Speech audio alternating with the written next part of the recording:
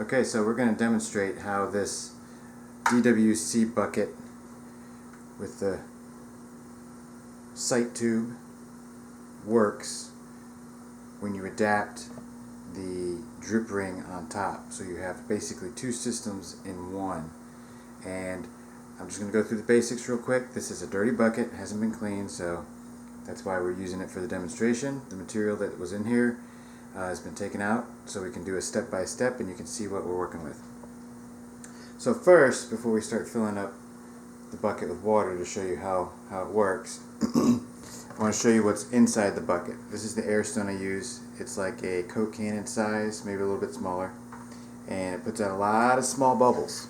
Now remember, you want surface area, so the more surface area you have on your air coming up through the water, the more oxygenated your water is going to be. Do not get an air stone that is like those long blue air stones, the bright blue. You want something a little better than that.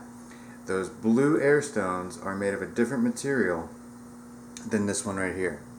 Okay, this one is kind of a gray material. It's a different kind of stone, different kind of air, air bubbles come out of this. And what you'll find is that usually those dark blue ones, and I have some laying around somewhere, actually put off bigger bubbles and they rise to the surface quicker. And just like anything, look at your can of soda. When you open it up, it's carbonated, so all those tiny bubbles come up all over the place and they splash on the surface and all that. That's what you want here. When you get one big bubble, it comes up to the surface, it pops, and that's it. Okay? So you don't really get the oxygenation in the water, and you don't get the surface tension breaking like you do with a lot of smaller bubbles, that constant popping to moisten whatever medium you're using for your hydroponics. Alright? So we're going to go ahead and get started. The first thing I'm going to show you is I'm going to pour some water in here, and hopefully you can see the water will start to rise, indicating where the water level is.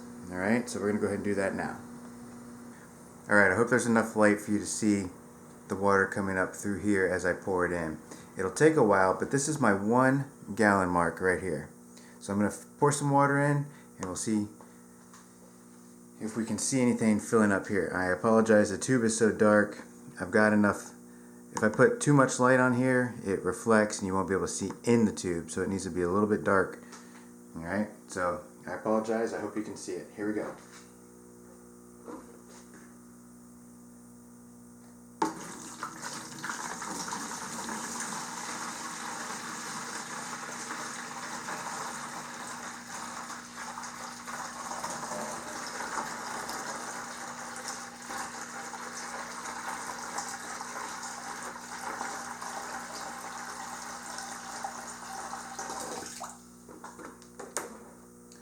Alright, so I've poured in a little more than a gallon of water, and you can see how dark this is right here. That's the water line, so I'm just over my 1 gallon mark, and I'm going to fill it up to almost 2 gallons, and I'm going to show you a trick that I use when I'm trying to sight my water level.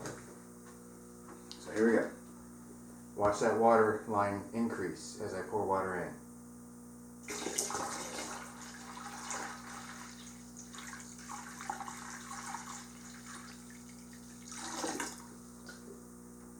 Alright, so now you can see that we're almost to 2 gallons. I'm a little bit shy. Alright, so when I go to my tent and I'm looking and I got a lot of light so I can't see this real well, what I do is I take the tube between my 1 and 2 gallons, because usually I want to have at least 2 gallons in at all times. Sometimes I'll let it drop down depending on where I'm at. If I know I'm not going to need any new feed and I'm just going to top it off, I'll let it run anywhere between here. But let's say it's completely bright, can't see anything, just squeeze the tube and watch that water bounce so you can get a sight on it. We'll do it again. Get a sight on it and wait until it stops and you know where you're at. Alright, so I'm going to go ahead and fill it up to 2 gallons and then we'll move on to the next. Okay, so you remember me telling you about the air stone. The air stone is in the water. Okay, it'll be connected to an air tube that is going through the bucket here, which you can look at how I did this in a previous video. So I'm going to show you the air stone. Now this air stone has not been primed because it's been sitting in the water for only a couple of minutes. I normally soak them for quite a while, hour or two, and then I put them in the bucket. But because this one has been previously used, there's no reason to prime it or anything of that nature. By priming, I mean letting it sit and getting all the sediments and stuff out of the stone. However, there is probably going to be some leftover nutrient and sediment from my previous grow, which may reduce the amount of bubbles you'll see. So I'm going to take a single air pump with a single outlet for demonstration purposes, and I'm going to plug it in.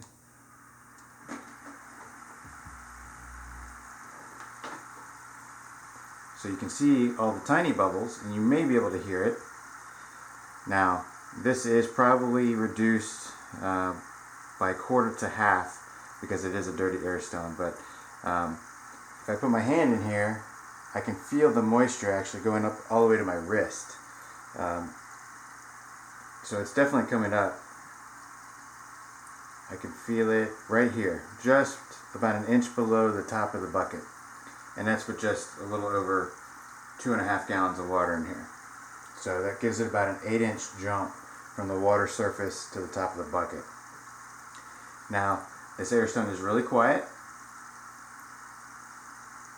The humming that you're hearing is probably the pump in my hands. So what this will do is this, when your nutrient solution's in here, it's going to agitate the nutrient solution, it's going to oxygenate the water, and it's going to bring that water that has both the oxygen and the nutrients up to the base of the bucket that you have in here, okay? And I'm going to go ahead and grab that right now. Again, this is a dirty bucket, so please forgive the mess. And the bucket will just pop on. I will tell you something about buckets. This is a 10-inch net pot bucket lid. You can go smaller, just depends on your preference, how much medium you want to use, and how big you want your plants to be for as far as support is concerned. Obviously, the bigger the bucket, the more medium, the more support you're going to get. I'm actually going to reduce to at least 8 inches, probably going down to 6 or 5 inches, just because I don't want to have to deal with all of the medium again. That said, I will not go smaller than this ring.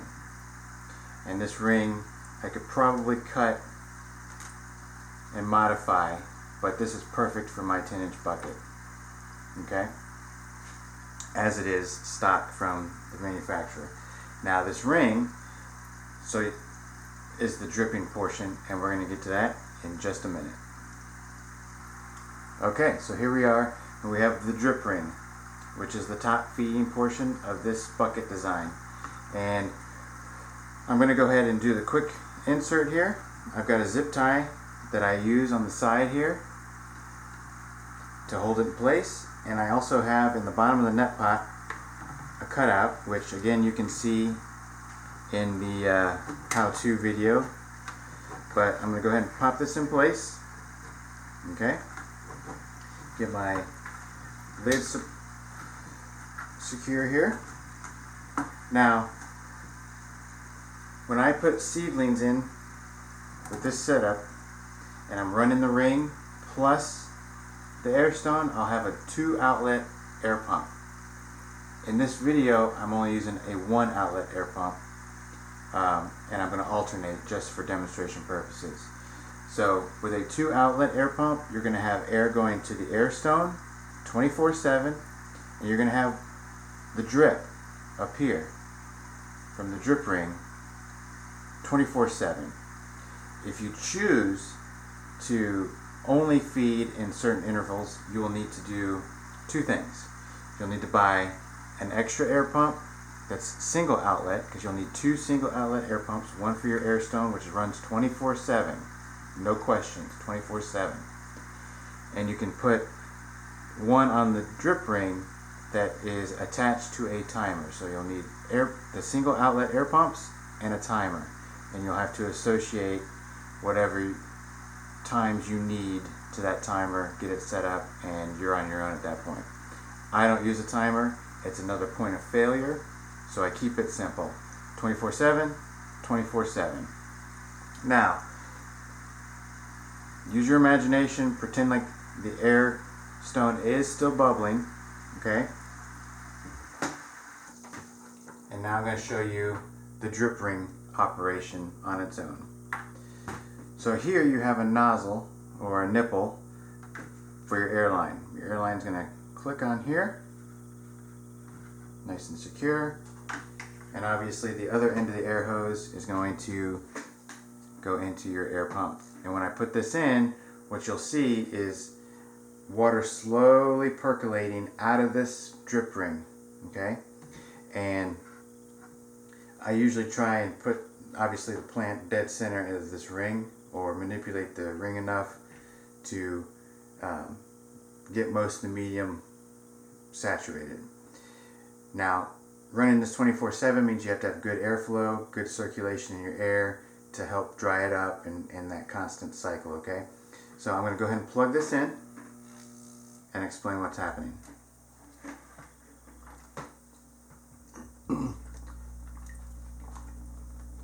Okay, so now you can see the ring is starting to drip,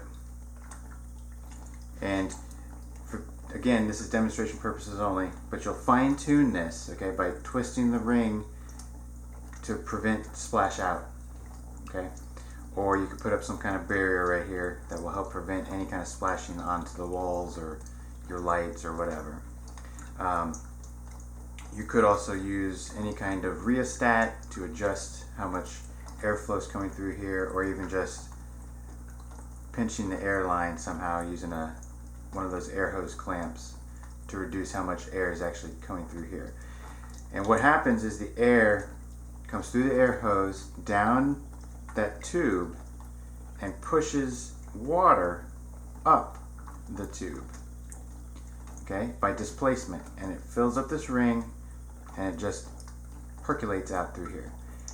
Now, if you feel like you're getting just simply too much water coming out of here and you're on a single system air pump, you can reduce the size of your air pump, and by doing that reduces the amount of air that's pushed down, which reduces the amount of water that's coming up. But I haven't had to do that. I just simply tweak my system and we're good to go.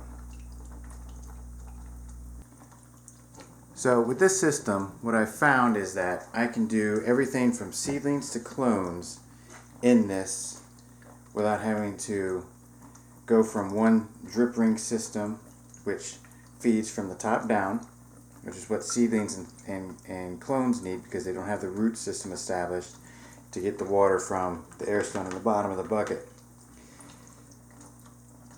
When I don't need this any longer, I can simply disconnect the air hose and run only the air stone in the bottom. I could remove the whole thing if I wanted to, because this just pops right out and I can take it around the base and completely remove it. I've got plants that still have this that are over a year old. I don't feel there's a need to do that, to remove it, because I just keep everything together, keep it with my buckets. The water line indicator here is perfect. Like I said before in the how-to video, I have a line here that indicates the bottom of my net pot, so I know, where I'm at. The reason I do this is because you don't want it over when you're trying to grow your roots, because you want your roots to seek out the moisture and seek their way into the nutrient solution down below. Once they've done that, it doesn't really matter how high or low you fill it up. But in my case, I fill it up so 90% of the roots are in the solution, saturated. That way there's no drying of the roots and killing of the plants. Okay? What else can I tell you? A lot of questions that I've been getting are related to recirculating and drain to waste hydroponic systems. Now obviously this is a recirculation system because it's reusing the water that's in here. Now that's easy let me put it this way. It's easier than a drain to waste, because a drain to waste, you'll have to evacuate all of this. It goes out, and basically, in my opinion, you're wasting nutrients. Now, people will argue that you're not really losing any nutrients doing a drain to waste, because you're just getting rid of all of the salts and all that are left over from the plant having used the material. Well, what I found is that it's a waste, because it's more of my time. I have no idea what nutrients have been taken out, what nutrients are left in the water, how much salt's in there. I can do TDS systems, I can check my pH, but that doesn't tell me what the plant is getting and what it's not.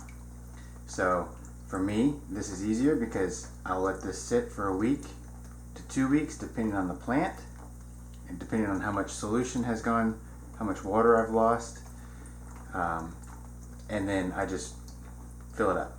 Now, typically what I'll do is, if the plant's eating a lot of water and nutrients and this goes down within a couple of days, which does happen, I use a CalMag solution just to top it off, and that's all I do. I don't put any more nutrients in there, and I'm using a 1-part nutrient system, which is the Florinova.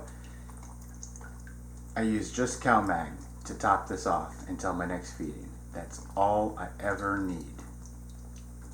pH, I don't even mess with the pH once it's in the bucket. Once the bucket is at 5.8 pH, I let it ride until my next feeding. When I top off with that CalMag is balanced, pH balanced to that 5.8, so when I top it off, it is going to buffer itself, and I've had no problems. I use individual buckets. I do not tie these buckets all together, because multiple plants, or even the same plant but different strains, whatever your situation, you're going to find that one plant needs more of one nutrient than another. Sometimes you've got plants competing for the same nutrients, and you're going to start getting deficiencies. So a RDWC, a recirculating deep water culture system, is not for me. I don't have the time for that. This, I can set it and forget it, come back in a few days or a week, and everything's still good to go. No problems.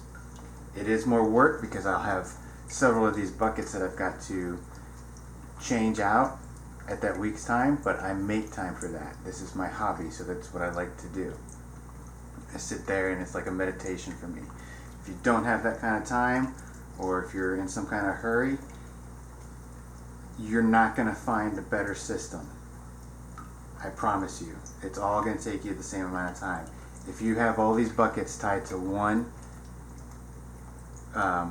nutrient storage device or whatever, like a single reservoir for just putting in your nutrients, you're going to find that your pH is going to be out of whack very quickly, and you're also going to find that your plants are deficient in some area, depending on what they are and what the plants are consuming. And it's going to take you just as much time to figure that stuff out, adjust your settings, and whatever, as it is just to change out the buckets on a regular basis. So, again, in my opinion, this is the way to go. I've taken a deep water culture system and added that top feed ring for clones and seedlings, and you can't go wrong. It's the best of both worlds. You're getting oxygenation in the water, which, by the way, that air stone, while it may not be feeding your seedlings and your clones, it's oxygenating the water. It's keeping that nutrient solution mixed up, which prevents the clogging and calcification and all that good stuff that you'll find with just a drip ring system. If you don't believe me, you may be able to Google it. You may be able to go to Hydro Farm's website and find some information on their drip ring setup, but I guarantee you, this is the way to go. And you can do it on your own, super cheap. Sourcing out a couple of parts, you're good to go. Check out my other video on how to make it. If you have any questions, let me know.